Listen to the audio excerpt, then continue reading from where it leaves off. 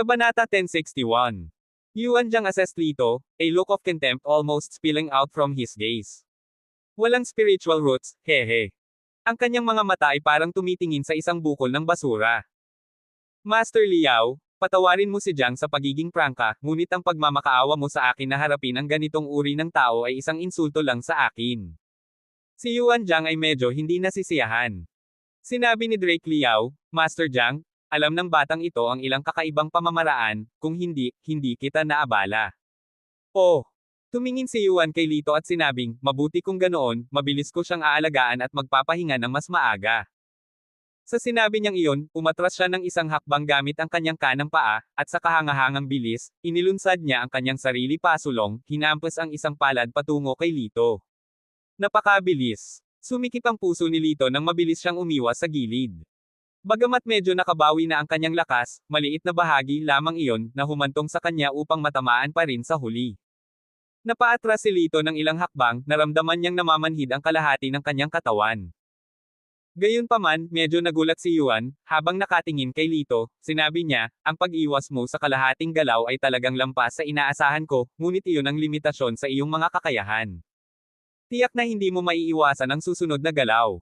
Ang kanyang figure ay sumabog pasulong, naglulunsad ng isa pang pag-atake. Sa pagkakataong ito, mas mabangis pa ito kaysa sa nauna. Ninatngat ni Lito ang kanyang mga ngipin habang tumutulo ang mga butil ng pawis sa kanyang noo. Boom! Habang kumilos si Yuan, sinubukan ni Lito ang kanyang makakaya na umiwas ngunit napakalawak ng agwat sa pagitan nilang dalawa, at pinalipad siya. Nakahiga si Lito sa lupa, pakiramdam na parang lahat ng buto sa kanyang katawan ay na-displace. Pero nagmamatigas siyang tumayo. Sa gilid, ipinalakpak ni Drake Liao ang kanyang mga kamay bilang pagsang-ayon, tunay na si Master Jiang ang tumutugon sa kanyang pangalan. Dinasarmahan niya ang bata sa ilang hakbang lang.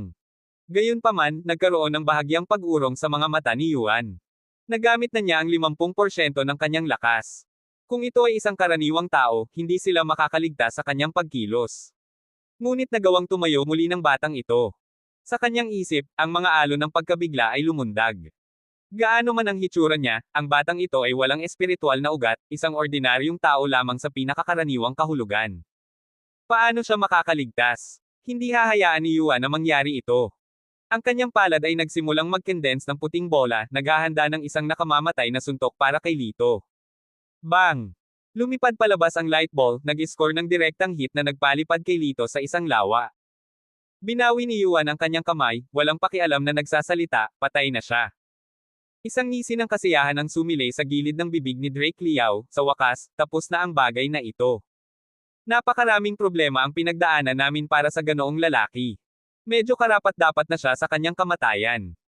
Pagkatapos magsalita, mabilis siyang yumuko kay Yuan, Master Jiang, nakapagpareserba na ako ng pribadong silid sa Joyful Restaurant, at naghanda ng iba't ibang masasarap na pagkain. Nanatiling neutral ang ekspresyon ni Yuan habang humahakbang siya papunta sa karwahe. Nang magising si Lito, natagpuan niya ang kanyang sarili sa baybayin ng isang lawa, na napapaligiran ng mga kagubatan na bihirang bisitahin. Gumalaw siya ng kaunti, pakiramdam niya ay nasagasaan ang buong katawan niya. Anak, kung hindi ko pinuprotektahan ang iyong mga meridian, patay ka na, ang sabi ng matandang ninuno. Walang pakialam na sumagot si Lito, alam kong hindi mo matitiis na putulin ang iyong lahi, kaya't naglakas loob akong tanggapin ang tama na iyon. Little Bastos, naglakas loob ka pang kalkulahin ang mga kilos ko. Saway ng matanda. Ikinawit ni Lito ang sulok ng kanyang bibig, umupo ng naka-crossleg, at nagsimulang iikot ang kanyang panloob na enerhiya. Oo naman. Medyo naka-recover na siya kaysa dati.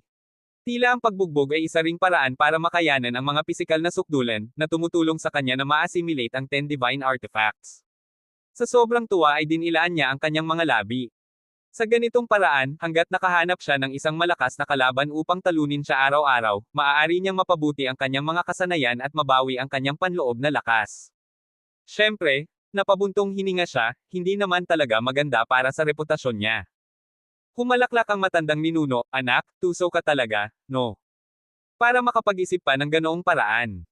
Tumayo si Lito, naginat ng tamad at sinabing, siyempre, mag-isa lang, matagal bago mabawi. Ang pakikipaglaban kay Master Jiang ay nakakatulong sa akin na makabawi ng mas mabilis kaysa sa pagtakbo sa playground. Hinubad niya ang kanyang basang damit at pantalon, balak niyang isabit para matuyo.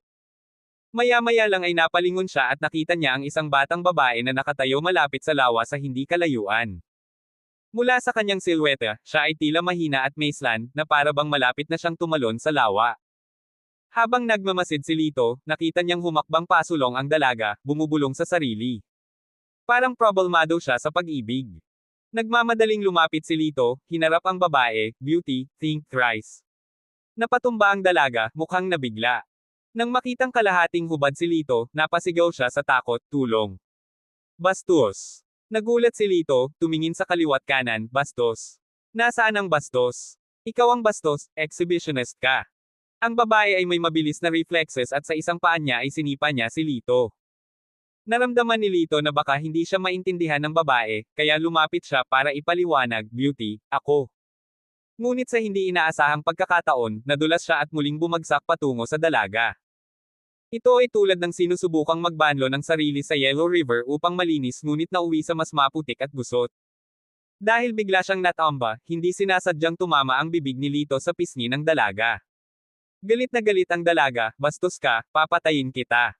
Mabilis na tumayo si Lito, beauty, hindi ko sinasadya, akala ko magpapakamatay ka. Namumula ang mukha ng dalaga, do you really think I would believe you? Naramdaman din ni Lito na parang peke ang kasabihan. Umalis ka. Kung hindi, tatawag ako agad ng pulis. Pinandilatan ng babae si Lito. Walang pagpipilian si Lito kundi ang nakakahiyang umalis.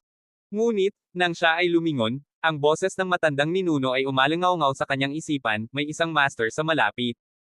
Pagtingin sa paligid, walang nakita si Lito. Maliban na lang kung hinahabol nila ang babaeng ito. Huminto siya sa paglalakad at binalik ang tingin sa dalaga. Kinakabahang binalik ng dalaga ang tingin sa kanya, what do you want now? May kaibigan ka ba sa paligid? Tanong ni Lito. Ano sa iyo? Kahit na wala akong mga kaibigan, ang basurang tulad mo na walang espiritual na ugat ay hindi magkakaroon ng pagkakataon. Lumayo ka. Nagbabanta ang dalaga sa kanyang mga kamao. Nang makitang hindi siya nagpapasalamat, umalis na lang si Lito. Nang mawala na siya sa paningin, lumabas ang dalawang lalaking nagtatago sa mga anino, at nginisyo ng dalaga, si Miss Yao ay talagang nag-e-enjoy sa pagtakbo sa madaling araw. Nakaramdam ng masamang pakiramdam si Janine Yao, at maingat na nagtanong, paano mo nalaman kung sino ako? Ano ang gusto mo? Gusto naming makausap si Miss Yao. Mangyaring makipagtulungan, hindi ka namin sasaktan. Nag-smirk ng masama ang dalawang lalaki. Ito ay hindi maganda, naisip ni Janine, na sana ay dinala niya ang kanyang mga bodyguard. Habang siya ay nagmumuni-muni, ang dalawang lalaki ay humakbang pasulong, hinawakan si Janine. Sinubukan niyang magpumiglas, ngunit nakahanda na sila at tinakpan ng basang tela ang kanyang ilong. Isang mabangis na amoy ang pumasok. Agad na nawala ng lakas si Janine at dinala ng dalawang lalaki. Nakalakad na si Lito sa kalagitnaan, ngunit naramdaman pa rin niya na may mali. Saglit siyang nag-isip, bumalik sa lawa at nakita niyang wala na ang dalaga. Isang sulyap ay nagpakita ng isang chain bracelet sa lupa. Ang babaeng iyon ay may mga palatandaan ng pakikibaka sa lupa. May nangyari kaya talaga. Kumunat ang noo niya, sinundan ang landas para isagawa ang kanyang paghahanap. Sa lalong madaling panahon, nakita niya ang isang van na nakaparada sa ilalim ng hindi masyadong kalayuan na puno. Naglakad si Lito sa harapan ng van, nakaharang sa dinaraanan nito. Umalis ka na. Sigaw ng driver. Sinabi ni Lito, hayaan akong makita ang upuan sa likod. Bahagyang nagbago ang mukha ng lalaki, brat, sa tingin mo ba pulis ka para may karapatang suriin ang sasakyan namin? Umalis. Nanlaki ang mata ni Lito, tama ka, pulis talaga ako. Saglit niyang hinalungkat ang bulsa niya, ulong, I rushed out of the house this morning and forgot my badge. I suspect you of kidnap. Open the car door. Nang marinig ito, kinabahan ang dalawang lalaki. Nabangga lang ba talaga sila ng pulis? Stop dawdling, just drive straight through him. Ang sabi ng nasa passenger seat habang nagngangalit ang mga ngipin. Malakas na tinapakan ng driver ang mga accelerators. Tumayo si Lito na nakahawak sa balakang ang mga kamay, na walang balak na umalis sa daan. Damn, is this brat courting death? Inapakan ng driver ang pedal sa metal. Bang! Sa sumunod na segundo, pinalipad si Lito. Hahaha, yan ang makukuha mo sa pagpasok ng ilong mo. Nagpalakpakan sila at naghiyawan. Gayunpaman, ang kanilang mga ngiti ay mabilis na napawi sa kanilang mga mukha. Sa hindi kalayuan, dahan-dahang tumayo si Lito at naglakad pabalik sa harap ng kotse. Ano, ngayon lang ba tayo nakakita ng multo? Umasim ang mukha ng driver nang muli niyang pinaandar ang sasakyan. Bang! Si Lito ay pinadalang lumipad muli. Bagamat puno ng dugo at mga sugat, muli siyang tumayo. Matapos itong masaksihan ng ilang beses, mukhang takot na takot ang dalawang tulisan, Ace. Ito ba ay tao pa rin? Sa kaibahan, si Lito ay may ligaw na pananibik sa kanyang mga mata, kahit na siya ay dumudugo, na para bang siya ay nag-e-enjoy sa isang masayang laro. Natakot ang dalawang lalaki, at ang harapan ng sasakyan ay nasira na ng husto. Sagisaan mo siya ulit. Nagmura ang pasahero.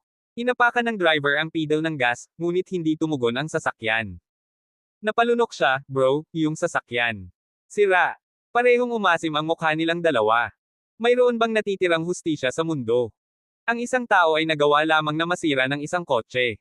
No way. Let's go down and fight him. I refuse to believe we cannot handle him. Bumaba ang dalawa sa sasakyan, ngunit bago pa man sila makapagpatuloy, sinaksak ng mga pilak na karayom iyan a negation section, negation a feminine ordinal indicator ng kanilang mga leeg. Sa isang kalabog, bumagsak sila sa lupa. Binuksan ni Lito ang pinto ng van, nakita ang batang babae na nakagapos ang mga kamay at paa, agad siyang hinawakan at sinimulang kalasin. Kasunod nito, tinusok niya ang acupoints ng dalaga gamit ang pilak na karayom, at agad itong nagkamalay. Don't scream yet. Pinag-aralan ni Lito ang kanyang ekspresyon, nagkusa, itinuro ang mga lalaking nakahandusay sa lupa at sinabing, iniligtas kita. Pagkasabi noon ay bigla niyang ibinagsak ang dalaga sa lupa. Hooray! Napangiwi ang dalaga sa sakit, bakit ba ang bastos mo? Nagbiro si Lito, natatakot akong tatawagin mo ulit akong bastos. Napasulyap ang dalaga sa van at ang dalawang lalaki, ngumuso ng masama, kinuha ang kanyang mobile phone at mabilis na nagpadala ng sunod-sunod na mensahe. Lumapit siya at sinipa ang dalawang lalaki, how dare you kidnap me, you'll pay for this. Lumingon siya, handang magpasalamat kay Lito, at nalaman niyang nakaalis na siya. Siya ay tumakbo palabas upang hanapin siya, ngunit si Lito ay wala kahit saan. Hindi nagtagal, dumaan ang 12-12 ng mag-agarang sasakyan, at bumababa ang mga hanay ng mga bodyguard na maayos ang pananamit. Miss! Sabay-sabay na sigaw nilang lahat. You useless, ang bagal mo. Hinawayan si Janina ng may pagkukulang. Ang mga bodyguard ay yumuko at nagsabi, patawarin mo kami, miss. Pagkatapos ay tinuro ni Janine ang dalawang lalaki sa lupa, sinubukan akong kidnapin ng dalawang iyon. Ibalik mo sila para sa masusing interogasyon. Naiintindihan. Agad namang hinaila palayo ang dalawang lalaki. Sumunod, sinabi ni Janine, agad na simulan ang paghahanap sa bundok para sa isang binata. Dapat siyang matagpuan. Tanong ng bodyguard, Miss, ano ang hitsura ng lalaking ito? Basta. Sandaling nag-alinlangan si Janine, wala akong pakialam, dapat mahanap siya. Kung hindi, pwede kayong mawala. Ang mga bodyguard ay agad na naninigas, lahat ay nag-chorus, naiintindihan. Kabanata 1062. Umalis si Lito sa kagubatan matapos matuyo ang kanyang damit. Sa kalsada, bumili siya ng 2 buns mula sa isang maliit na stall. Habang dumaraan ang isang marangyang sasakyan, sumulyap si Drake Liao, na nasa sasakyan, at nagkontrata ang kanyang mga mata. Si Lito ba ang nakita niya ngayon? Gayunpaman, sa isang malapit na pagtingin, si Lito ay nawala sa karamihan. Dahil sa pagkabalisa, mabilis niyang tinawagan si Yuan Jiang, Master Jiang, sigurado ka bang patay na ang binata? Ngayon lang ako nakakita ng isang taong kamukhang kamukha niya. Medyo naiirite si Yuan, Mr. Liao, makatitiyak ka. Kailan pa ako, si Yuan Jiang, nagyabang. Siguradong patay na ang binatang iyon. Malamang na may pisikal na pagkakahawig lang sa kanya ang taong nakita mo, kaya huwag kang mag-alala. Nang marinig ang tiwala na tono ni Yuan, gumaan ang pakiramdam ni Drake. Pinulot niya ang malapit na 79 na rosas, ihinto mo ang sasakyan. Huminto ang sasakyan sa harap ng isang kafe. Ayon sa kanyang impormante, nasa kafe na ito si Biblin. Sa kafe, ang mga mata ni Biblin ay namumula at namamaga. Mukha siyang distressed. Baby, huwag ka nang malungkot. Baka busy siya, kaya hindi niya sinasagot ang mga tawag mo. Sinubukan ni Manman na aliwin si Biblin, nakaramdam ng pagkabalisa sa sarili. Kahapon, nakontak niya si Lito sa telepono, para lang ibinaba ang tawag. Ngayon, hindi niya ito makontak. Sa panghihinayang, sinabi ni Biblin, bakit ako naging malupit sa kanya? Kung alam kong si Lito iyon, ako. Nakagatang labi, bahagyang namula ang pisngi. Napabuntong hininga si Manman, marahil ay kapangalan lang iyon. Maaaring hindi siya ang taong hinahanap mo. Huwag kang masyadong magalit. Hindi talaga inaasahan ni Manman na napaka-crucial ng lalaki sa puso ng matalik niyang kaibigan. Sa kasalukuyan, si Biblin ang pinakamagandang investor sa Locke's Kingdom na may hindi mabilang na mga asset sa ilalim ng kanyang kontrol. Siya ay matalino at maganda. Sapat na ang mga lalaking nanliligaw sa kanya upang bumuo ng isang linya na maaaring umikot sa mundo ng 3 beses. Sino ang maniniwala na, hindi alintana kung sila ay mga financial tycoon o mga gwapong bituin sa pelikula, hindi kailanman sinulyapan sila ni Biblin. Laging isang tao lang ang nasa puso niya. Hindi makapaniwala si Manman Chen na ang lalaking ito ay isa lamang security guard. Sa sandaling ito, si Drake Liao ay nagmamadaling pumasok mula sa labas, na naghandog ng isang bouquet ng rosas kay Biblin. Miss Lin, tanggapin mo naman ang nararamdaman ko. Sinulyapan siya ni Biblin nang walang pakialam, na para bang sanay na siya sa ganoong nakikita. Drake, ilang beses ko bang sasabihin? Hindi ako interesado sa iyo, casual na hinalo ni Biblin ang kanyang kape. Casual na umupo si Drake Liao sa tapat ni Biblin. Miss Lin, alam kong reserved ka lang. Hindi mo talaga ako inaayawan. Malamig na tumawa SB Bailin, Mr. Liao, sobra kang kumpiyansa. Kumpiyansa ang sagot ni Drake Liao, syempre, ang aking pamilya ay isang natatanging lahi at ako lang ang tagapagmana ng pamilyang Liao. Bumalik ako mula sa pag-aaral sa ibang bansa, at hindi rin naman ako masama sa hitsura. Ano man ang aspetong isasaalang-alang mo, talagang nababagay ako na makasama ka. I'm sorry. Sa sobrang persegido mo, let me make it clear. Tinatimad na nagsalita si Biblin, mayroon na akong isang taong gusto ko. Bukod sa kanya, hindi gusto ni Biblin ang sinumang lalaki. Nagsisinungaling ka. Sino yang lalaking yan? Hindi siya pinaniwalaan ni Drake, ang kanyang mukha ay naging malungkot. Kinagat ni Biblin ang kanyang labi, makinig kang mabuti, ang pangalan niya ay Lito Argel. Lito Argel. Yung security guard. Saglit na natigilan si Drake, pagkatapos ay humagalpak ng tawa. Kumunat ang noo ni Biblin, anong tinatawa-tawa mo? Sabi ni Drake, huwag mo na siyang hintayin, patay na siya. Nagbago ang mukha ni Biblin, anong sabi mo? Pagmamayabang ni Drake, na-offend niya ang isang makapangyarihang tao at binugbog hanggang mamatay kahapon. Nakita ko ito ng sarili kong mga mata, nahulog siya sa Luo Lake. Imposible yon. Nawala ang kulay sa mukha ni Biblin sa isang iglap. Biglang may naalala si Manman, hinawakan niya ang kamay ni Biblin, ang kanyang telepono ay hindi na makontak mula kahapon, totoo kaya ito? Biglang tumayo si Biblin, pasuray-suray patungo sa labas. Bib! Nagmamadaling humabol si Manman. Pinagmasdan ni Drake ang umaatres na figure ni Biblin, ngumisi, hindi ko maintindihan kung bakit gusto mo ng ganyang basura. Pero buti na lang at patay na siya. Siguradong magiging akin ka rin sa huli. Sa gabi, maraming rescue boat ang lumulutang sa Luo Lake. Miss Lin, hinanap na namin ang buong lawa at wala kaming nakita. At saka, wala pang report ang pulis. Sabi ng rescue personnel. Inalo ni Manman si Biblin, marahil ay pinagpala siya at ayos lang. Sinusubukan lang ni Drake na takutin ka. Si Biblin ay mukhang haggard, hinawakan ang kamay ng kanyang matalik na kaibigan, Manman, pinagsisisihan ko ito ng husto. Kung alam kong mangyayari ito, hindi sana ako naging walang ingat noong una ko siyang nakilala. Sige, hindi mo kasalanan, tingnan mo, namutla na yang mukha mo. Mabuti pang magpahinga ka na. Sinamba ni Manman ang kanyang malapit na kaibigan. Tumayo si Biblin, tumingin sa Luo Lake, at nagngangalit ang kanyang mga ngipin. Kahit anong halaga nito, kailangan ko siyang mahanap. Samantala, si Lito ay nasa kanyang dorm na kumakain ng ramen, tumutugon sa isang mabigat na pagbahing. Si Kino, nakahiga sa kanyang kama habang kinakalikot ang kanyang telepono, ay tumawa. Kuya Lito, baka may nag-iisip sayo. Casual na sumagot si Lito, siguro. Biglang may pumukaw sa interes ni Kino sa kanyang telepono at umupo siya ng tuwid, bumulalas, Biblin talaga. Nang marinig ang pamilyar na pangalan, tumigil si Lito sa pagkain ng kanyang ramen. Anong nangyari sa kanya? Sumagot si Kino, nag-aalok siya ng 1 bilyong reward para kung sino makahanap ng isang tao. Habang si Kino ay patuloy na nag-scroll, ang taong nagngangalang Lito Argel, nasa maagang 20s, guwapo at reserved. Sa kalagitnaan ng pangungusap, tumingin si Kino kay Lito, hindi ba ikaw ito? Nagkibit balikat si Lito, marahil ay may kaparehong pangalan.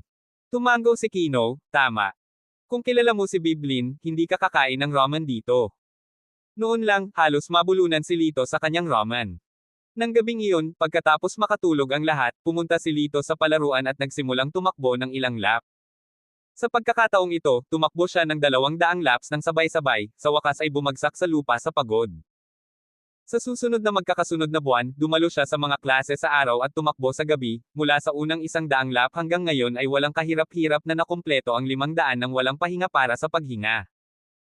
Natuklasan niya na sa pagtaas ng pisikal na lakas, hindi niya nalampasan ang kanyang mga pisikal na limitasyon kahit na tumakbo siya buong gabi at ang pagpapanumbalik ng panloob na lakas ay unti-unting bumababa. Naliligaw si Lito, mukhang kailangan niyang maghanap ng bagong paraan ng ehersisyo. Naghanda siyang bumalik sa dormitoryo nang mabangga niya si Netani Sang, na nakasuot ng kanyang signature red tracksuit.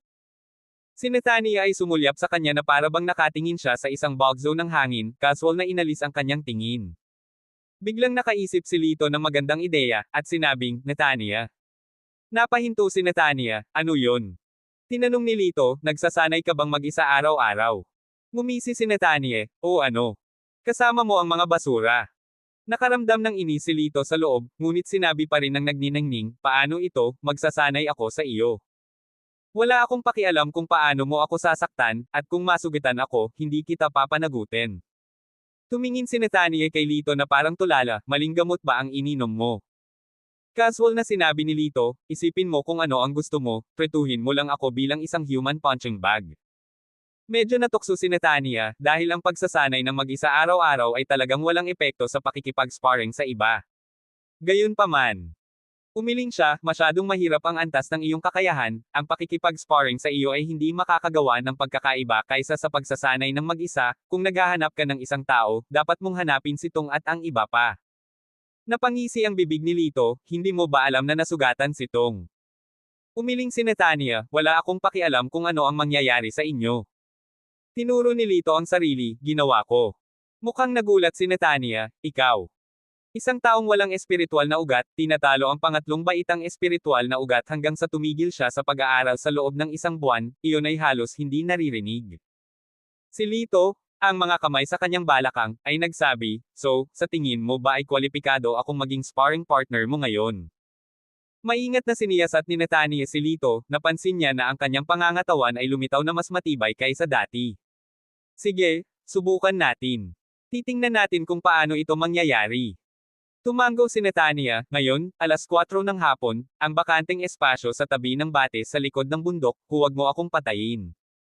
Huwag mo akong papatayin. Kumaway si Lito sa kanya at umalis papuntang dormitoryo na may kontentong ngiti. Umiling si Netania, natuwa, sino sa panahon ngayon ang nagmamakaawa na bugbugin. Nakakatuwa. Pagkatapos ng isang araw na klase, nagtungo si Lito sa likod ng bundok.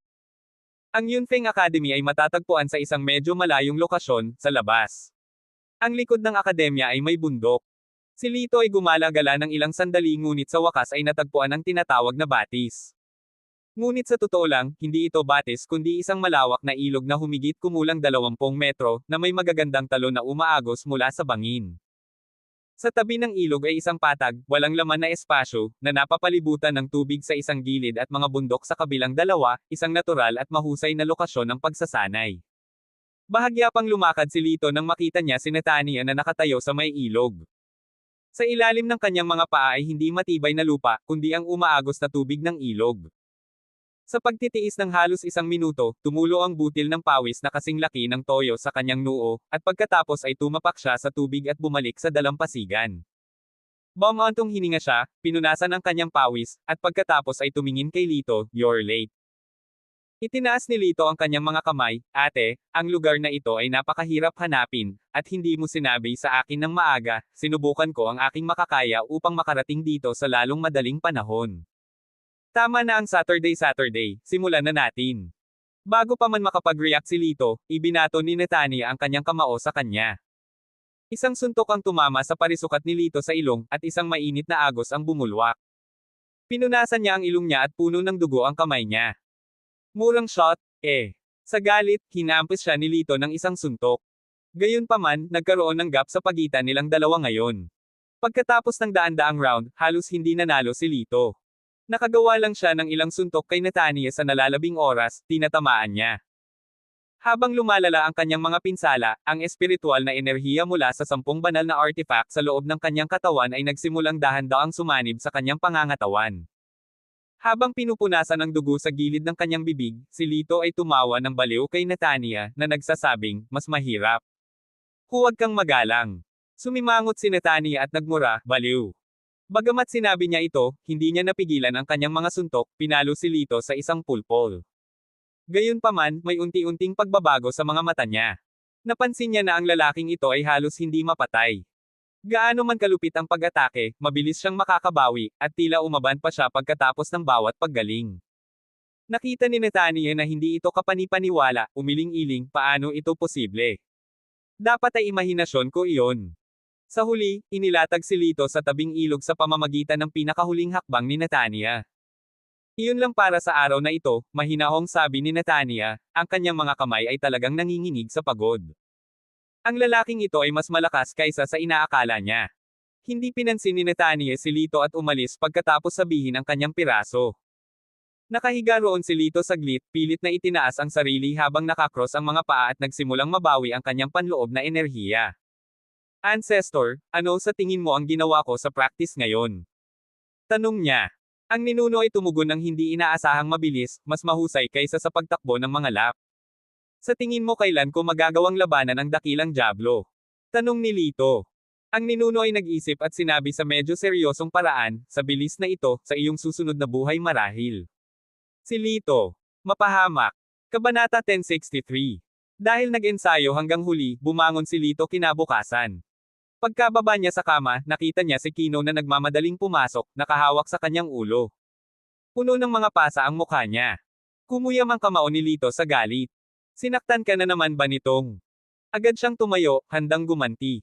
Gayunpaman, sa sandaling iyon, dumaan si Tong sa pintuan. Puno rin ng dugo ang kanyang ulo, at binalot niya ito ng gauze, mukhang galit na galit. Sinulyapan niya si Lito, sumangot ng malamig, at nagpatuloy sa kanyang paglalakad. Medyo natarante si Lito at tinanong si Kino, huwag mong sabihin sa akin na ikaw ang nakatama sa kanya.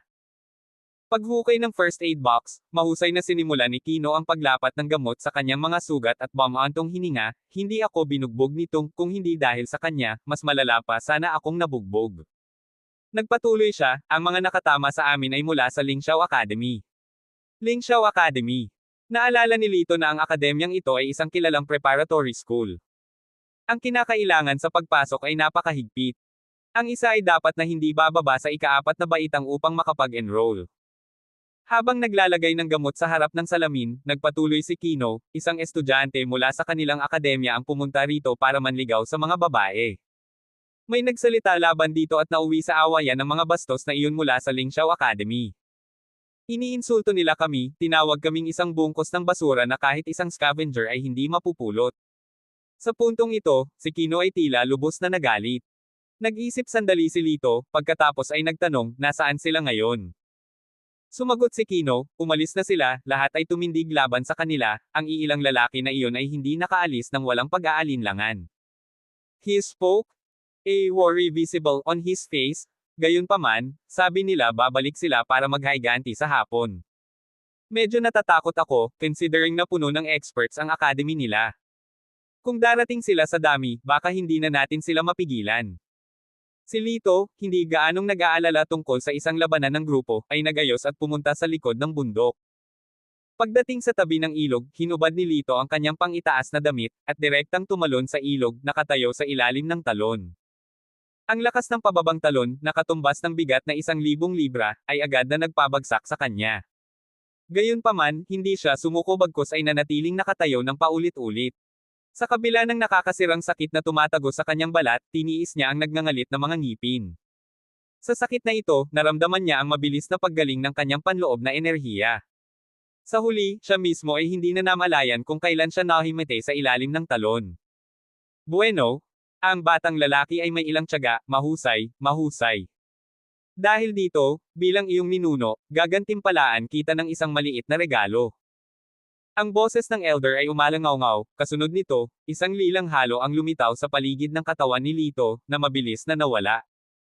Nang magising si Lito sa tabing dagat ng ilog, natuklasan niyang nawala na ang sakit sa kanyang katawan, maging ang pagpunit ng kalamnan ay gumaling na. Sa kanyang pagtayo, tumunog ang kanyang katawan, parang kuryenteng dumaraan dito, isang mainit na agos ang damaloy sa kanyang mga meridian na bumabalot sa kanyang buong katawan, na nagtitipon sa kanyang dantian. Anong? Nagulat siya at hindi nakapagsalita. Isang tawa ng tawa ang nagmula sa matanda sa kanyang isipan, kabataan, isaalang-alang ito na isang new player gift pack mula sa akin. Ang unang artifact ay matagumpay na naisama.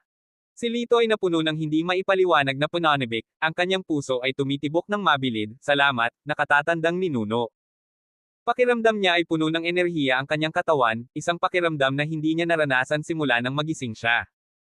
Lumapit siya sa isang malaking bato na mas matangkad kaysa sa isang lalaki, ibinuka ang kanyang mga braso, niyakap ang bato. Dumagundong. Inangat niya ang malaking bato, sa kamarahas na itinapon. Pumalakpak. Ang bato ay bumagsak sa tubig, na nagdulot ng magagandang splashes. Pagkatapos ay nagtungo siya sa isang malaking puno, sapat na ang laki na halos hindi na maabyutin ng 2 taong magkayakap dito. Sinuntok niya ito ng malakas. Basag. Agad na nahati ang makapal na puno ng kahoy, at natamba ang puno. Dinilaan ni Lito ang kanyang mga labi, kumikinang ang kanyang mga mata, at umungal siya sa malayo, sa wakas ay naging mas malakas na ulit ako. Sa wakas. Nang matapos ang kanyang pagsabog, nang makitang gumabi na, nagpasya siyang bumalik sa paaralan. Nang malapit na siya sa kanyang dorm, nakita niya si Kino at ilang mga kaklase na patungo sa gate ng paaralan, mukhang balisa. Yan nung nangyayari.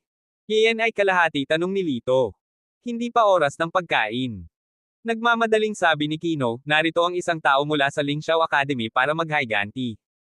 Pipiliin daw nila si Tong. Nang marinig ito, nagsalubong ang kanyang mga kilay, sinundan sila sa gate ng paaralan. Basura.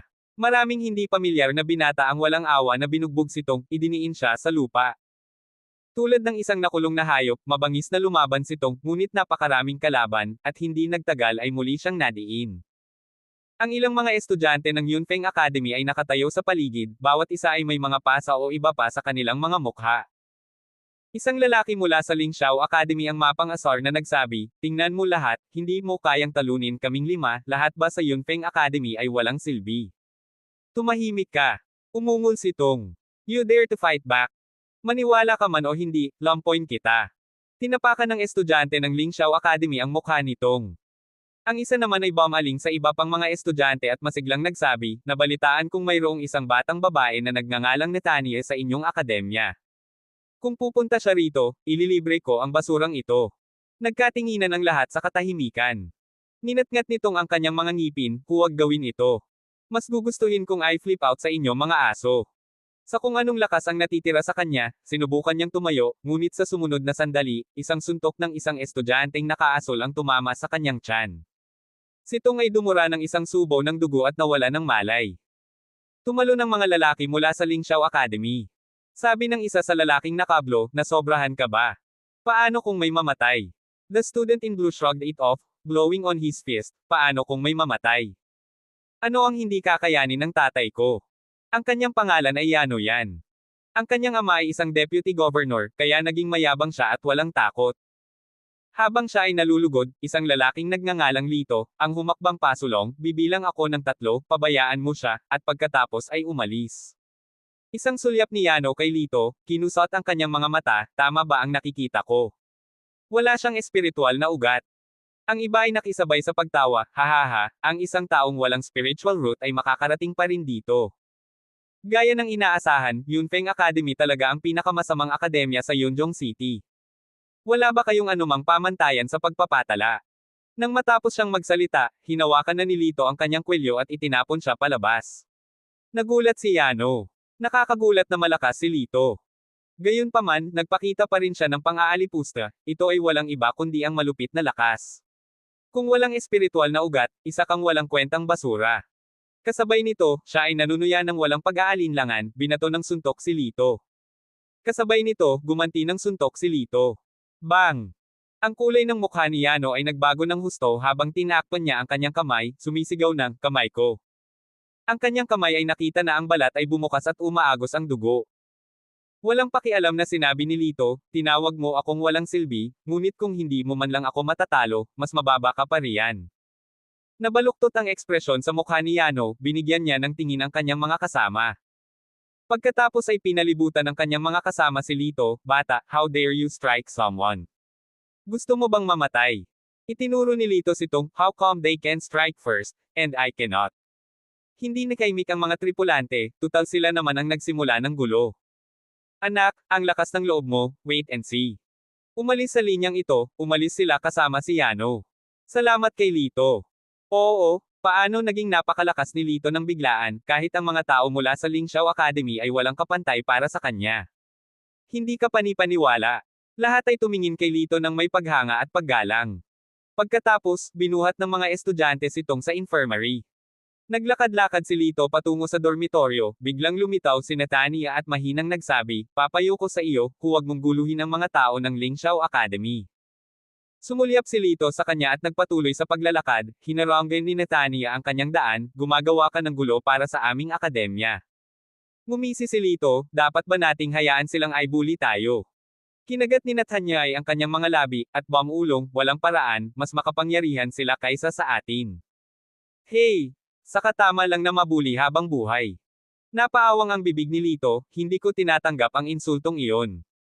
Nagdilim ang mukha ni Natania, kung pupunta sila para sa iyo, ibibigay ka ni Old Man Lu sa kanila. Whatever. Kinawian ni Lito ang kanyang kamay at walang pakialam na naglakad palayo. Umiling si Natania, lumingon, at nakita ang matandang Lu na nakatayo sa hindi kalayuan.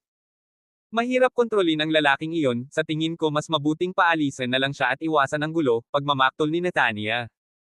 Inilagay ng matandang Lo ang kanyang mga kamay sa kanyang likuran at sinabing dahan-dahan, pakiramdam ko ay iba siya sa iba. Maaaring siya ay isang taong may talento. Talented. Humagalpak ng tawa si Natania, wala siyang espiritual na ugat, ang mismong pundasyon ng paglilinang. Paano magiging talento ang isang tao kung kulang siya sa mga pangunahing kaalaman? Mahinahong sinabi ni Old Lo, ngunit narinig ko na tinuruan niya ng leksyon si Tong. Ngayon lang, kahit ang mga estudyante ng Lingxiao Academy ay hindi siya kayang talunin. Hindi ka ba natutuwa? Iyon ay dahil sa kanyang pisikal na konstitusyon. Gayunpaman, kahit na ang isang mahusay na konstitusyon ay hindi maaaring magbayad para sa kawalan ng isang espiritual na ugat. Medyo proud ang ekspresyon ni Natania. Tanong ng matandang Lo, kalahating taon na lang ang natitira para sa espesyal na recruitment. Napili mo na ba ang iyong kasama? Kumunat ang mga kilay ni Natania, ang akademya ay kasalukuyang walang maraming individual na may kahanga-hangang talento. Wala pa akong napipili. Tumawa si Old Lo, ituloy mo. Sana makapasa ka sa unang pagtatangka. Napabuntong hininga si Natania at nagbuntong hininga, sana nga. Pero tingnan mo ang kalibre ng mga estudyante sa academy natin. Matandang lalaki, hindi ka ba makakapag-recruit ng mga maaasahang estudyante? Inilabas ng matanda ang isang oil cake mula sa kanyang bulsa, kumagit at sinabing, wouldn't that cost money? Pagkasabi niya nun, dahan-dahan siyang naglakad palayo. Frustrated, ipinadyak ni Natania ang kanyang paa at tumalikod para maglakad patungo sa likod ng bundok. Pagdating niya sa ilog, napansin niyang parang may nagbago. Pagkaraan ng ilang sandali, tumutok siya at nakita niyang nawawala ang isang malaking bato, kasing tangkad ng tao, mula sa kinalalagyan nito sa tabi ng ilog. Pinagmasdan niya ang paligid at nakita niya ang isang malaking puno, sapat na malaki para magkayakap ang dalawang tao, nahati sa dalawa. Hinaplos ng kamay niya ang puno ng kahoy, at nagulat siya, itong nag-iisang puwersang walang patid na hati ba ito sa isang galaw. Sa pagkakaalam niya, walang sino man sa Yunfeng Academy ang nakaabot sa antas na ito ng kahusayan. Sino kaya ito? Walang pumupunta rito. Iniyuko niya ang kanyang ulo sa malalim na pag-iisip at, bigla-bigla, isang figure ang pumasok sa kanyang isipan, maaaring siya iyon. Si Lito lang ang nakakaalam ng lugar na ito. Kaagad na inalis ni Natania ang pag-iisip, umiling-iling, hindi, imposible, ni wala siyang espiritual na ugat. Paano niya magagawa ito? Siguradong ibang tao iyon. Sa gabi, pagkatapos ni Natania ang kanyang pagsasanay at umalis, si Lito ay tahimik na dumating, nakatayo sa ilalim ng talon.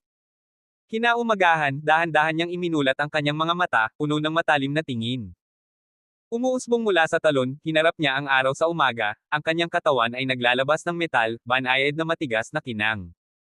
Marahan siyang bumantong hininga, at tila medyo naka-recover na ang internal power niya. Ipinikit niya ang kanyang mga mata, itinoon niya ang kanyang panloob na kapangyarihan sa kanyang mga tainga. Bahagyang naririnig niya ang ingay ng away sa gate ng paaralan, daan-daang metro ang layo. Ibigay mo ang estudyanteng iyon. Nabali niya ang kamay ng estudyante ng Lingxiao Academy. Siguradong aabot tayo dito. Ang tagapagsalita ay isang nasa katanghaliang gulang na lalaki na mukhang mayabang at may sobrang agresibong ugali. Kabanata 1064. Ang mga nakatayo laban sa nasa katanghaliang gulang na lalaki ay mga estudyante mula sa Yunfeng Academy. How dare you show up when our classmate is still unconscious because of your Lingxiao Academy students? Lahat sila ay pantay na nagpahayag ng kanilang pagkamuhi. Ngumisi ang nasa katanghaliang gulang na lalaki, sino ba ang nagsabi sa kanya na pumili ng laban na walang kakayahan? Galit na gumanti ang mga estudyante ng Yunfeng Academy, so mas mahalaga ba ang buhay ng iyong mga estudyante kaysa sa amin? Mayabang na tumugon ang nasa katanghaliang gulang, sa ilang paraan, oo nga. Kung isa sa alang-alang ang iyong mababang espiritual na pinagmulan, hindi mo maihahambing sa aming Lingxiao Academy. Hindi kinaya ng mga estudyante ang kahihiyan at lalaban na sana. Tumigas ang ekspresyon sa mukha ng medyo may edad na. Ikinumpas niya ang kanyang kamay, at isang malakas na pagsabog ng enerhiya ang nagtulak sa mga estudyante pabalik. Tumigil ka. Noon lang, pumakbang si Old Man Lo. Ang nasa katanghaliang gulang na lalaki ay sumulyap kay Old Man Lo at nanghihinayang nagtanong, at sino ka kaya? Sumagot ang matandang Lo na ang kanyang kamay ay nasa balakang, ako ang prinsipal ng akademyang ito. Paf!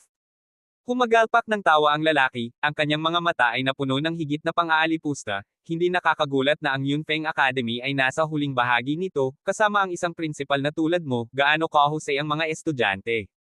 Sumimangot si Old Man Lo, lay off your nonsense here. Nagpatuloy ang nasa katanghaliang gulang na lalaki sa madilim na tono, ang pangalan ko ay Gerald Feng at isa akong guro mula sa Lingxiao Academy. Ibigay ang estudyanteng nakasugat kay Yano. Tumawa si Old Man Lo, sinaktan niya ang aming mga tao, sinugitan nila ang iyo. Fair and square. Ngumisi si Professor Feng, patas. Si Yano ay may ikalimang baitang espiritual na ugat, hindi katulad ng grupo ng mga estudyanteng basura. Ibigay mo siya ngayon, at haharapin namin siya. Bahagyang nagbago ang kampante na ekspresyon sa mukha ni matandang Lo, at iginiit niya, kung gusto mong saktan ang estudyante ko, kailangan mo munang lagpasan ako. Kasama mo lang, matandang bata ka. Si Professor Feng ay nagpakita ng lubos na paghamak. Bigla siyang umatake, nag-palm out. Tumango si matandang Lo.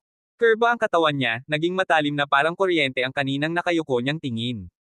Bang! Napaatras si Professor Feng ng ilang hakbang. Malamig siyang dumura, sige, bilang isang principal na nagpapasaya sa mga estudyante sa pakikipag-away, hindi ganoon kadaling matatapos ang usapin na ito. Wait and see na lang. Inihagis niya ang kanyang manggas at umindayog ng maringal. Ang Lingxiao Academy na ito ay talagang napakalayo. Oo, paano kung dumating ulit sila, anong gagawin natin? Nakahiga pa rin si Tong sa kama. Dapat din nating turuan ng magandang leksyon ang Lingxiao Academy. May mga mas makatwirang boses din, ngunit wala tayong paraan para makipagkompetensya sa kanila. Sa mga salitang ito, tumahimik ang lahat, na nagpapakita ng mga ekspresyon ng pagkawala. Ang Yunfeng Academy ay ang pinakamababang akademya sa Yun City. Paano nila makakalaban ang Lingxiao Academy? Kinawian ni Old Man Lo ang kanyang kamay, maghiwa-hiwalay ang lahat, wala nang talakayan. Malamig na sinabi ni Natania, binalaan ko si Lito na huwag kumilos kanina, ngayon ay nasaktan niya ang Lingxiao Academy. Sa oras na ito, lumapit si Lito at nagsabi, dumating ang mga tao mula sa Lingxiao Academy. Sumagot si matandang Lo, umalis na sila. Nagpatuloy si Natania, talagang babalik sila. Kung hindi dahil sa ating punong guro ang bahala sa mga bagay-bagay sa sarili niyang mga kamay sa pagkakataong ito, ikaw ay nasa malaking problema. Hindi inaasahan ni Lito na magiging matulungin si Old Man Lo sa pagkakataong ito, taos puso niyang sinabi, salamat, Old Man. Huwag mong isipin. Nakangiti si Old Man Lo sa kanyang mukha, at inilahad ang kanyang kamay kay Lito, nadala mo ang paaralan sa hindi kinakailangang gulo, ang multa na 1,000 ay hindi masyadong malaki, tama ba? Bahagyang kumaibot si Lito sa gilid ng kanyang bibig, hindi na siya dapat nag-isip ng sobra, pera lang ang inaalala ng matandang ito. Sobra na ang 1,000. Nakipagtawaran si Lito. Sumagot si Old Man Lo, hindi naman masyado, kung isa sa alang-alang ko na kailangan ko pang magpapisikal. Sumagot si Lito, bibigyan kita ng 500, kung hindi ay titigil ako sa pag-aaral. Sumang-ayon si Old Man Lo, sige, 500 ito. Ibinigay ni Lito ang 500 kay Old Man Lo, at masayang umalis si Old Man Lo. Ang sumunod na araw ay araw ng pahinga. Dahil buong gabi siyang nagsasanay, mahimbing na natutulog si Lito hanggang sa hilahin siya ni Kino pataas. Nang ganap na siyang magising ay nasa kalsada na siya kasama ang isang grupo ng mga kaklase.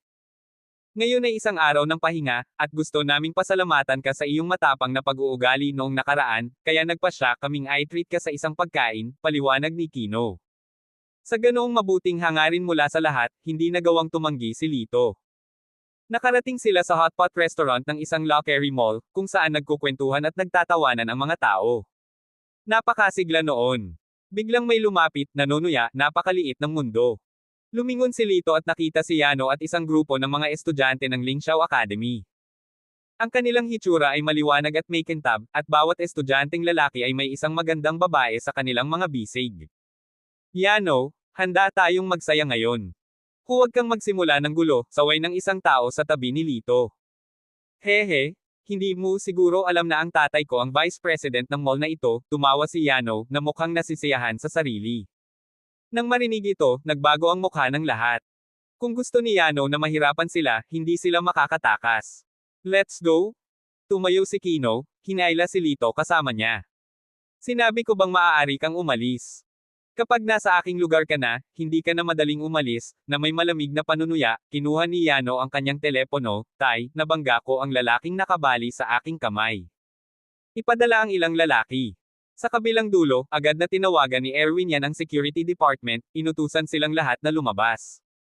Ang mga estudyante mula sa Yunfeng Academy ay tila kaharap ang isang malaking kalaban, ang kanilang mga mukha ay mapotla. Gayunpaman, nanatiling kalmado si Lito, na sinulyapan ang nakaplaster at nakabenda na kamay ni Yano, bahagya niyang sinabi, mukhang hindi sapat ang iyong nakaraang lesson para maalala mo. Ngumisi si Yano, noong huli ay naging pabaya ako, at sinamantala mo. Sa pagkakataong ito, sisiguraduhin kong magduruse ka. Ang mga scrub na ito mula sa Yunfeng Academy ay matagal nang natalo. Sa katunayan, sila ay nagsasanay na may mababang espiritual na mga ugat. Sila ay nag-aaksaya lamang ng hangin. Kung ako ay walang silbi tulad nila, mas mabuti pang mamatay na lang ako. Ang mga estudyante mula sa Lingxiao Academy ay patuloy na nanunuya at pagkatapos ay tumawa ng malakas. Naikuyom ni Kino ang kanyang mga kamao, sobra ito. Bumantong hininga ang isa pang tao, pero wala tayong magagawa, mas malakas sila sa atin. Kung lalaban tayo, matatalo lang tayo. Well, karapat-dapat ba tayong kutsain dahil lang sa mababa ang ating espiritual na ugat? Ito ay hindi patas. Ang Yunfeng Academy ay napuno ng isang kapaligiran ng kababaan. Noon lang, dumating ang security team sa isang dominanteng paraan, kasama ang 12-12 ng mga tao sa kabuuan. Nako, karamihan sa mga lalaking ito ay pangatlong baitang sa espiritual na mga ugat, hindi natin sila kayang talunin. Lalong naging desperado si Kino at ang iba pa. Pinalibutan na sila ng security team. Gustuhin man nilang tumakas ay hindi nila magawa. Medyo nag-isip si Lito at sinabi kay Yano, ako ang nanakit sa iyo, wala itong kinalaman sa kanila. Hayaan mo sila, at aayusin natin ito ng pribado. Hindi pwede, Kuya Lito. Hindi kita pababayaan. Tumanggi si Kino. Umiling si Lito, walang silbi para manatili ka. Si Kino ay nasaraan ng loob, at ang ibang mga estudyante ay ayaw ding umalis. Gayunpaman, alam nilang lahat na hindi rin makakatulong ng malaki ang pananatili. Bakit hindi tayo umalis at hayaan si Old Man Lu na hawakan ito? Nagkasundo ang mga estudyante. Si Yano ay natural na hindi tumanggi. Pagkatapos ng lahat, ang taong balak niyang harapin ay si Lito. Sa sobrang daming tao sa paligid, medyo hindi maginhawa. Kinawian niya ang kanyang kamay, at pinayagan ng mga security guard na umalis ang mga kaklase ni Lito. What a personal vendetta. Tiyak na mataas ang tingin mo sa sarili mo. Ngumisi si Yano at sinabi sa mga security guard, alisin mo siya. Hindi lumaban si Lito at dinala siya ng mga security guard sa isang silid. Mr. Yan, how do you want to deal with this young man? Tanong ng security guard. Kung tutuusin, anak ito ni Boss Yan, kailangan niyang pabor sa kanya. Sinabi ni Mr. Yan, baliin ang isang kamay niya at ang isang paa niya, putulin ang Achilles tendon niya, dapat gawin iyon. Noong una ay gusto niyang bigyan ng matinding palo si Lito na mag-iiwan sa kanya sa isang vegetative state, ngunit nagpasya siyang mas kasiya siyang hayaan siyang mamuhay ng walang dignidad. Agad namang lumapit ang mga security guard at kumilos. Nanlamig ang mukha ni Lito, sa pag-aakalang si Yano na ito ay talagang malisyoso. Kung magiging malupit siya, hindi niya masisisi ang pagiging malupit niya. Bang! Bang! Umalangaw-ngaw ang mga tunog nang bumagsak ang lahat ng mga security guard sa sahig. Tatalikod na sana si Yano at uminom ng kape, nakarinig siya ng mga hiyawan mula sa likuran. Sa pagbabalik tanaw, nakita niya ang lahat ng mga gwardya sa sahig, kalahati sa kanila ay may mga pilak na needle na naka-embed sa kanilang mga mukha at leeg, hindi makagalaw, habang ang iba ay sumisigaw, hawak ang kanilang mga braso at binti. Ang mga kalamnan sa mukha ni Yano ay nanginginig sa galit, isang bungkos ng basura. Hindi niya maintindihan kung paano halos mapatomba ng isang taong walang espiritual na ugat ang mga security guard na ito na may pangatlong baitang espiritual na ugat. Lumakad palapit sa kanya si Lito, malamig na sinabi, tandaan, ikaw mismo ang nagdala nito.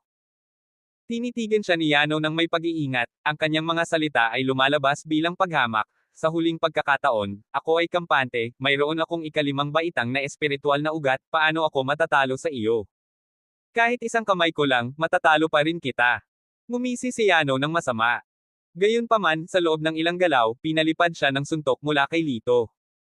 Hinawakan ni Lito ang nabali na niyang kamay, at walang pakialam na nagsalita, ang kamay mo na ito ay gumaling na sa loob ng isang buwan, binibigyan kita ng mukha.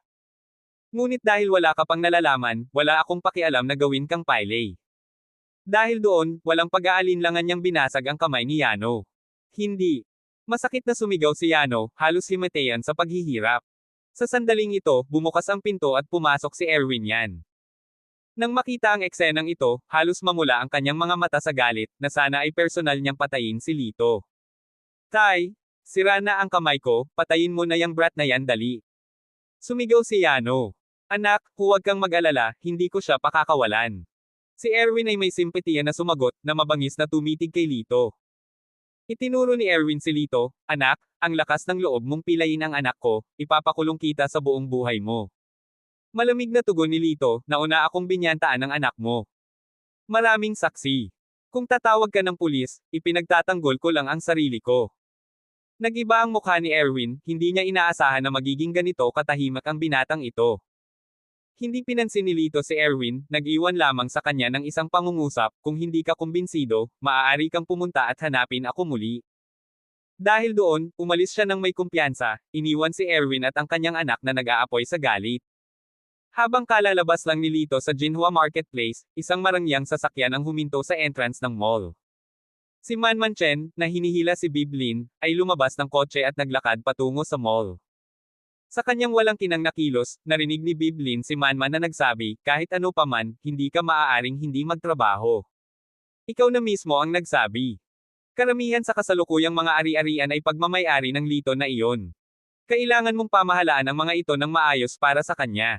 Sa pagbanggit kay Lito, tila nabawi ni Biblin ang kaunting lakas. Bumantong hininga siya, napakaraming araw nang lumabas ang mga ad ng nawawalang tao, at wala pa ring balita. Hindi ko ba siya mahahanap sa buong buhay ko? Inalo siya ni Manman sa pamamagitan ng pagtapik sa kanyang likod, huwag kang mag-overthink. Sa sandaling ito, ilang dosenang mga security guard ang isinasagawa sa mga stretcher. Nakakunot ang noo, nagtanong si Biblin, ano ang nangyari? Lumapit si Erwin. Nang makita si Biblin, agad niyang binati ng may paggalang, President Lin, kailan ka dumating sa Yonjong City? Walang pakialam na sumagot si Biblin, mayroon akong ilang bagay na dapat asikasuhin. Kumikislap ang mga mata ni Erwin, pagkatapos ay bigla siyang nagkaroon ng ideya. Nagmamakaawa siya, President Lin, tingnan mo kung gaano kalubha ang mga security guard na ito. Sobra-sobra ang mga estudyanteng iyon mula sa Yunfeng Academy. Ang mga taong ito ay lahat ay binugbog ng mga tao mula sa Yunfeng Academy. Naging seryoso ang ekspresyon ni Biblin. Oo, grabe ang bastos ng mga estudyanteng yan. Pumupunta sila sa mall natin at nanggugulo paminsan-minsan. Matagal ko na silang pinasensyahan, sinusunod ang low profile na prinsipyo mo. Pero sobra-sobra na ang ginawa nila sa pagkakataong ito, pumukaw ng gulo si Erwin. Malamig na sinabi ni Biblin, ganoon ba? Maglakas loob na guluhin ako, hindi ko ito tatanggapin sa pagkakahiga. Erwin flattered, President Lin, I have a good idea. Ang kapirasong lupa kung saan matatagpuan ang Yunfeng Academy ay maaaring gawing tourist area. Bakit hindi mo ito bilhin? Tumango si Biblin, ikaw na ang bahala sa bagay na ito. Kabanata 1065. Sa mga sumunod na araw, si Lito ay abala sa pagsasanay sa katawan. Ngayong nakaangkop na ang kanyang katawan sa bumubulusok na talon, kailangan niyang humanap ng mas matinding panlaban. Kaninang umaga, pagkabalik niya mula sa likod ng bundok, si Henren Luo, na nakatayo sa pintuan, ay agad na humakbang pasulong, hawak ang almusal sa kanyang mga kamay. Brother Lito, mag-almusal ka na. Kinuha ni Lito ang almusal, ikinaway ang kanyang kamay, umalis ka na. Okay, take your time. Brother Lito, sagot ni Henren, puno ng pambabala sa kanyang ngiti. Pinanood ni Henren si Lito na umalis, na may malinaw na paghanga sa kanyang mukha, kahanga-hanga si Brother Lito, kahit na ang kanyang silhouette ay mukhang bayani. Sa sandaling ito, huminto ang isang kotse sa tabi ni Henren, at bumaba si Gerald sa kotse. Nang makita si Henren, una siyang natahimik, pagkatapos ay tuwang-tuwa. Binati niya ito ng may paghanga, kagalang-galang Luo. Sumulyap si Henren sa kanya, sino ka? Hindi ako nakikilala ni Honorable Luo. Isa akong mentor sa Lingxiao Institute. Ang pangalan ko ay Gerald Feng. Bahagyang itinago ni Gerald ang kanyang pambabala. Ang tinaguriang Honorable ay isang mataas na antas na eksperto na iniimbitahan ng bawat akademya upang iangat ang katanyagan at lakas nito. Karaniwan, ang bawat junior college ay magkakaroon ng isa o dalawang tulad ng Honorable Ones. Ang Honorable One ay hindi kailangang pumasok sa paaralan o magturo araw-araw. Sapat na ang kanilang pagtatalaga.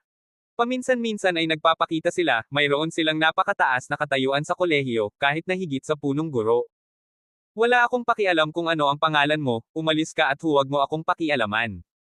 Hindi nagabala si Henren na bigyan ng pangalawang tingin si Gerald. Sa kabila ng saloobin ni Henren, si Gerald ay hindi naglakas loob na magpabeye sa kanya. Siguradong narinig ng Honorable ang tungkol sa mga aksyon ng Yunfeng Institute at dumating upang mabawi ang hustisya para sa amin. Kahanga-hanga iyon. Masayang bulong ni Gerald sa sarili. Si Henren Luo ay hindi nakikinig sa kanya. Kinapa niya ang kanyang leeg para panoorin si Lito na umalis. Umalis lang siya ng ganon, hindi man lang ako binigyan ng mukha. Sigh. Medyo nalungkot si Henren. Nilakasan ni Gerald ang volume, who dares to void your dignity? Let me teach him a lesson.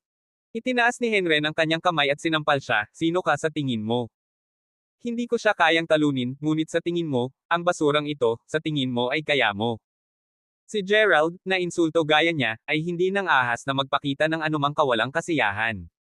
Kung nasaktan niya si Henren, matatapos na ang kanyang karera sa pagtuturo. Tama ka, I will reflect on myself more in the future.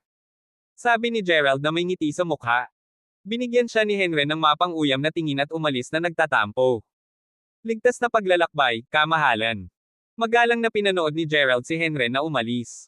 Pagkatapos, nagmamayabang siya sa dispatch room, sinabi kay Old Man Lo, hindi nyo pa yata alam. Malapit nang mabili ang lupang ito. Malapit nang matapos ang sirang akademya mo.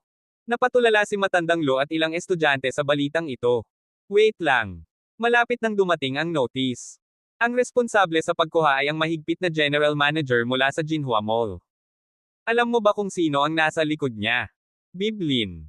Mataas at makapangyarihan ang kilos ni Gerald na para bang siya ang bibili ng lupa. Pagkatapos niyang magsalita ay lumabas siya ng kwarto na may pagmamayabang. Nagpalitan ng tingin ang mga estudyante, nakatingin kay Old Man Lo, Principal, ano ang dapat nating gawin? Bumantong hininga si Old Man Lo, tumayo at sinabing, aalamin ko pa, tumakbo ka muna sa field. Hindi nagtagal, kumalat sa mga estudyante ang balita tungkol sa pagbebenta ng paaralan. Tumakbo si Kino habang nakikipag-usap kay Lito, sa tingin mo ba ito ay may kaugnayan sa nangyari kahapon? Nanatiling tahimik si Lito. Muli ay nagtanong si Kino, nga pala, paano mo hinikayat si Yano na palayain ka? Napakaraming security guard, hindi mo sila kayang talunin. Mahiwagang tumawa si Lito, nakikita mo. Sa pamamagitan ng pagpindot sa kanilang mga puso at pangangatuwiran sa kanilang mga isipan. Sa isang naguguluhan na tingin, sumagot si Kino, sigurado ka bang siya ay isang makatwirang tao? Malamig na sumagot si Lito, hindi ako nagsasalita ng pasalita. Lalong naguluhan si Kino, kung gayon, ano ang ginamit mo? Nag-iwan ng dalawang salita si Lito, mga kamao. Pagkatapos sabihin iyon, bigla siyang bumilis, nalampasan si Kino. Humihingal, hinahangaan siya ni Kino. Ang taong ito ay napakahusay na umalis kamakailan, hindi siya pinagpapawisan kapag tumatakbo. Dahil wala si Elder Lo, lahat ay naghinay-hinay at nagjogging lang ng ilang lap bago huminto para magpahinga. Sa oras na ito, nakatakbo na si Lito ng 100 laps at nakahiga sa damuhan. Bumalik na si Kuya Lo. Ang lahat ay nagmamadaling pinalibutan ang natatakpan ng alikabok na si Elder Lo na nagmamadaling bumalik, paano ito nangyari? Mukhang nagalit si Elder Lo, nabalitaan ko na may napagkasunduan na sa gobyerno. Maliban kung magsalita si Biblin, walang ibang makakapagpabago nito. Bumagsak si Kino sa lupa. We're doomed. We won't even get a chance to see Biblin, let alone persuade her to change her mind. Sa totoo lang, siya ang pinakamagandang investor sa Locks Nation. Paano tayo, mga mortal lang, makakakuha pa ng pagkakataong makausap ang isang napakagandang mayamang tao? Maaaring mag-impake na rin tayo at maghanap ng ibang paaralan na papasukan, may mungkahi. Umiling si Kino, sumagot, ang pinakamababang kinakailangan para sa bawat ibang junior college ay isang pang-apat na baitang espiritual na ugat. Hindi tayo magiging kwalipikado para sa alinman sa mga iyon. Yunfeng Academy ang tanging lugar na tatanggap sa atin. Nang marinig ito, ang iba ay nagmukhang kawawa. Ang ilan ay naliligaw, nagsimula silang umiyak. Sa sandaling iyon, tumayo si Lito. Saan ka pupunta? Tanong ni Kino. Sa isang walang pakialam na tono, sumagot si Lito, matutulog na. Umiling muli si Kino, paano ka magiging kalmado sa oras na ganito? Idinagdag ng isa pang kaklase, na medyo hindi komportable ang ekspresyon, kakasali lang niya sa akademya, kaya malamang wala pa siyang malakas na emotional attachment. Pero hindi ba siya masyadong walang pakialam? Kung tutuusin, school niya ito, napabuntong hininga ang isa pang estudyante. Hindi nagtagal, dumating ang paunawa na humihiling sa akademya na lumipat. Gayunpaman, ang Yunfeng Academy, bilang isang mahirap na paaralan, ay naiwan sa isang estado ng kadiliman at kapahamakan na walang maililipat. Sa huling gabi ng deadline ng relokasyon, pumunta si Lito sa isang tahimik na lugar at binuksan ang kanyang mobile device. Mula nang mahulog ito sa Luo Lake, automatiko itong nawala ng kuryente. Sa panahong ito, ang kalidad ng cellphone ay napakahusay. Sa pamamagitan lamang ng pag-off ng telepono, ganap na itong hindi tinatabla ng tubig. Gayunpaman, dahil ang cultivation ang tanging nasa isip ni Lito, hindi siya mapakali na ibalik ito. Nang buksan niya ang telepono, hindi niya pinansin ang mahabang listahan ng mga hindi nasagot na tawag at direktang idinial ang numero ni Manman. Noong panahong iyon, si Manman ay naliligo sa bathtub. Casual niyang kinuha ang phone niya nang marinig niya itong nagre-ring. Nang makita niyang si Lito ang tumatawag, tuwang-tuwa siyang lumabas ng bathtub. Darling, tumatawag si Lito. Nagbabasa ng dokumento si Biblin nang marinig niya ito. Hinubad niya ang kanyang facial mask at inagaw ang telepono kay Manman. Nang makita ang pangalan ni Lito na kumikislap sa screen, ang kanyang kamay ay nagsimulang manginig ng bahagya. Pinindot niya ang answer button, kinalma niya ang sarili, pinipigilan ang mga alon ng pananibik, hello. Oh, ikaw pala. Lito assumed it would be Manman, not expecting Biblin to pick up. Pagkaraan ng 7 taon, muling narinig ang pamilyar na boses na ito, si Biblin ay napuno ng iba't ibang emosyon, ang mga luha ay agad na bumagsak sa kanyang mga pisngi. Si Manman, na nakatayo sa malapit, ay natigilan sa nakita, hindi niya inaasahan na ang kanyang matigas at independenteng matalik na kaibigan ay magkakaroon ng isang mahinang panig. Walang pakialam ang boses ni Lito, Yunfeng Academy ba ang gusto mong makuha? Hindi inaasahan ni Biblin na malalaman ito ni Lito, oo, ako. Ngunit bigla siyang pinutol ni Lito, itigil kaagad ang pagkuha. Tumigil sandali si Biblin.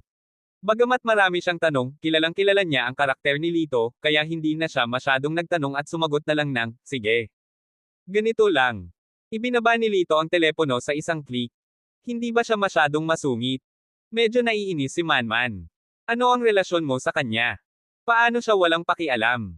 Tama na, malamig na sabi ni Biblin, nakatingin kay Manman na may bakas ng displeasure sa kanyang mga mata.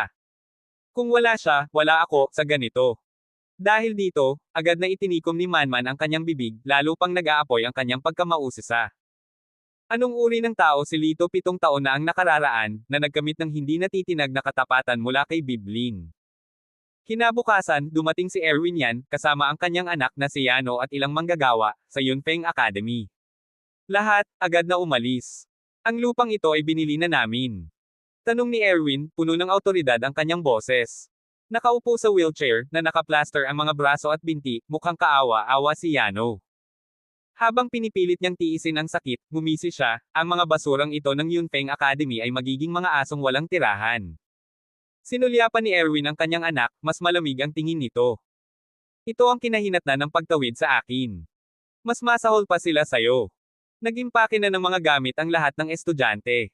Nag-iimpake si Kino sa dormitoryo nang tumingin siya kay Lito, na nakahiga sa kama. Kuya Lito, bakit hindi ka pa nag-iimpake? Malapit na nilang sirain ang mga dorm. Mahinahong sumagot si Lito, hindi nila kaya. Ah, stop dreaming. Unless kilala mo si Biblin, pero hindi pwede yon. Umiling si Kino sa pagkabigo. Pagkatapos mag-impake, isinukbit ni Kino ang kanyang bag sa kanyang balikat at lumabas.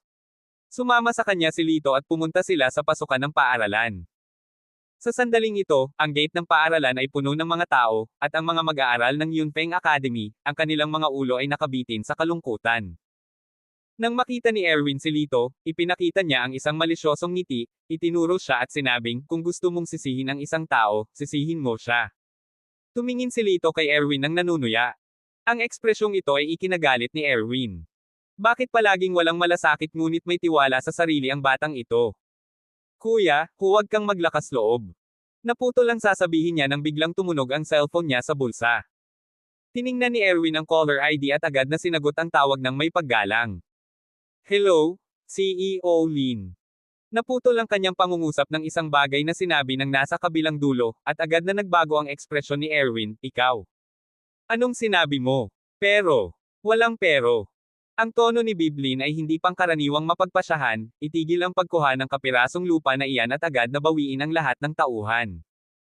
Bagamat nag-aatubili si Erwin, hindi siya nang ahas na suwayan ang utos ng kanyang amo, kaya sumunod na lang siya, oo, CEO Lin. Dad, anong nangyari? Tanong ni Yano sa kanya, nakita ang pagbabago ng kanyang ekspresyon. Ngumuso si Erwin mula sa kanyang ilong at inutusan ng staff, umalis. Alam ni Yano na ito ay utos mula kay Biblin. Walang sabi-sabi, galit na galit niyang pinandilatan si Lito bago itinaas ng staff sa sasakyan. Ang mga tao sa Yunfeng Academy ay natulala. Ang lahat ay nag-impake na, para lamang malaman na ang pagkuha ay tumigil na ngayon. Hehe, ngayon alam mo na kung gaano kakulit ang lolo mo, ha? Bumalik ka sa pinanggalingan mo. Great! Hindi na natin kailangang umalis, pwede na natin ituloy ang practice natin dito. Ang mga magkaklase ay labis na nasasabik, nagyayakapan at nagdiwang sa isa't isa. Sumulyap si Kino kay Lito, sinabing, tama ka, paano mo nalaman na hindi ito makukuha? Nagkibit balikat si Lito, hulaan lang. Pagkasabi niya nun tumalikod na siya at naglakad palayo. Walang pinaghihinalaan si Kino. Pagkatapos ng lahat, hindi maaaring makilala ni Lito si Biblin.